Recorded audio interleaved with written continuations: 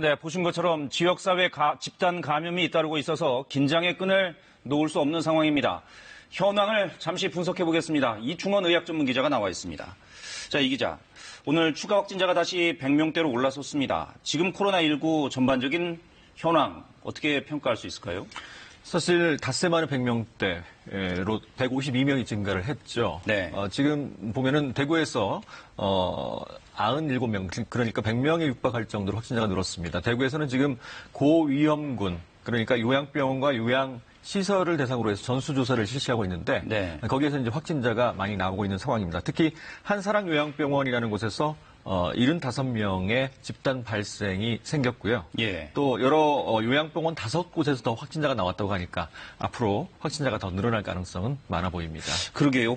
그 요양병원, 요양원 이런 곳을 중심으로 좀 확진자들이 계속 나오고 있는 상황인데 이 요양병원을 중심으로 한 재확산 우려가 있는 게 아니냐 이런 얘기가 있습니다. 어떻게 보십니까? 지금 대구에서는 전수조사를 실시하고 있고 전국적으로는 요양시설을 대상으로 해서 그 원인을 알 수 없는 폐렴 환자가 있을 경우 코로나19 검사를 하고 있습니다. 290여 명을 했는데 지금까지는 다 음성이 나온 것으로 되어 있지만 대구 같은 경우는 지금 지역사회 감염이 광범위하게 벌어졌기 때문에 이미 집단 요양시설 등으로 침투했을 가능성이 상당히 높다고 보고 예. 고위험군을 중심으로 검사를 하고 있는 겁니다. 예. 그렇기 때문에 대구에서는 계속 집단 감염의 그런 상황들이 벌어질 가능성이 높습니다. 그러니까 대구에서는 요양병원에 대한 전수조사를 지금 하고 있고 전국적으로 요양병원이 한 1000여 곳 된다는 얘기가 있는데 전국적으로도 지금 조사가 이루어지고 있습니까? 전국적으로는 말씀드린 것처럼 상세불명의 폐렴, 원인을 알 수 없는 폐렴 환자가 있을 경우 네. 코로나19 검사를 합니다.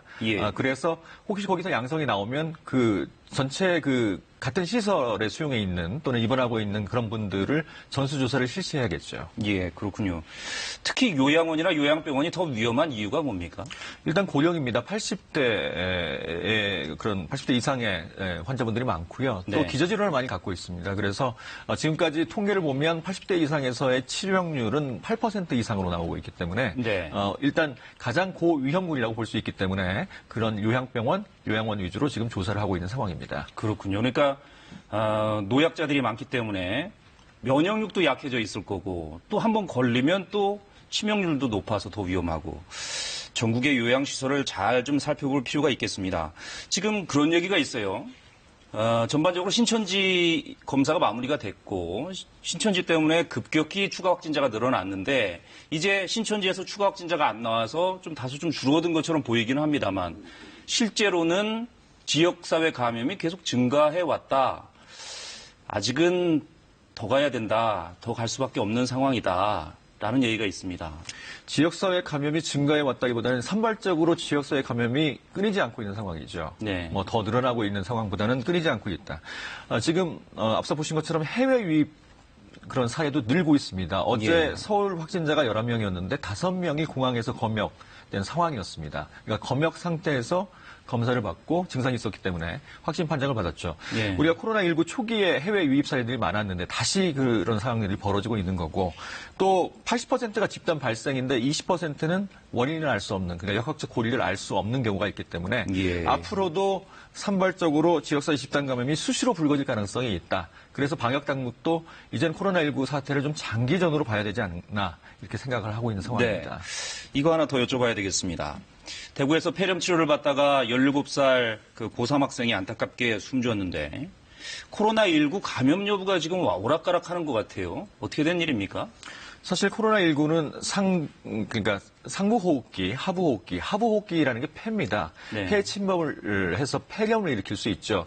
이 학생 같은 경우는 폐렴은 분명합니다. 중증 폐렴을 앓고 있었고 그것 때문에 사망한 것으로 보이는데 네. 이게 코로나19 검사를 7번이나 시도를 했고 6번까지는 음성이 나왔고 7번째 좀 중간 정도 좀 애매하게 나왔습니다. 예. 그런데 사실 바이러스성 폐렴이면 코로나19가 많이 양이 굉장히 많을 거거든요. 예. 그런데 검체에서 음성이 나왔다는 것은 코로나19가 아닐 가능성도 있어 보이고요. 그래서 정확한 판단은 지금 일단 대학병원 2곳에서 교차 검사를 하고 있는 상황이고 예. 오후에 정확한 판단이 나올 그럴 것 그 같습니다. 검체에서는 코로나19 바이러스가 나오지 않았는데 소변에서 나왔다. 이런 얘기가 있어요. 그런 경우도 있습니까? 뭐 확실하지는 않고요. 예. 뭐 소변에서도 지금 위 양성일 가능성도 있어 보입니다. 조금 네. 그 확실한 양성은 아니었거든요. 그렇다면 기관지 내시경 검사를 통해서 거기서 검체를 꺼내서 그 코로나19 검사를 하면 아마 확실하기 때문에 아마 그렇게 시도를 하지 않았을까 싶습니다. 네. 이 학생이 일주일 전에 건강했다 그래요. 일주일 만에 폐렴이 걸려서 이렇게 갑자기 숨지는 경우가 있습니까? 코로나19뿐만 아니고 바이러스성 인플루엔자 같은 경우는 독감이잖아요. 독감도 매우 드물지만 그렇게 중증 폐렴으로 이어지고 사망할 수도 있습니다.